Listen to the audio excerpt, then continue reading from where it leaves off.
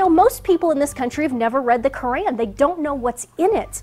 They're falling for this propaganda that it reads just like the Old Testament. It does not read just like the Old Testament.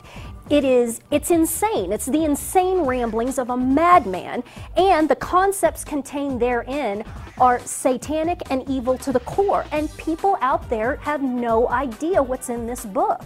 Quote, David took his men with him and went out and killed 200 Philistines and brought back their foreskins. They counted out the full number to the king so that David might become the king's son-in-law. Then Saul gave him his daughter Michelle in marriage, unquote. I agree. That was totally deluded, delirious, incoherent, and nonsensical, not to mention profoundly evil and malicious. I mean, cut off all their foreskins and brought them back as trophies? Sorry, wait a minute, hold on a second. Oh, my bad, wrong book. I got the two confused, sorry.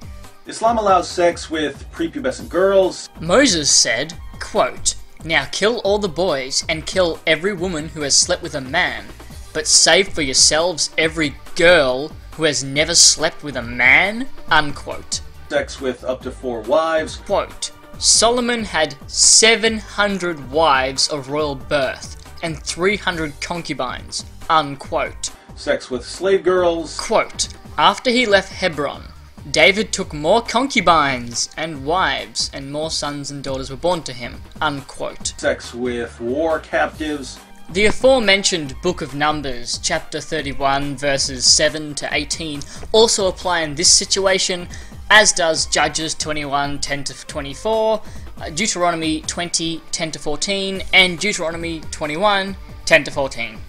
There was even a time when Islam allowed prostitution. Quote, When Judah saw her, Tamar, he thought she was a prostitute, for she had covered her face. Not realizing that she was his daughter-in-law, he went over to her by the roadside and said, Come now, let me sleep with you, unquote. There is, of course, as you well know, in Islam, a doctrine of deception, a doctrine of deceiving unbelievers and making them think that Islam teaches, or that Muslims in any particular situation believe something other than what they actually believe. Quote, To the Jews I became like a Jew to win the Jews. To those under the law I became like one under the law, though I myself am not under the law, so as to win those under the law.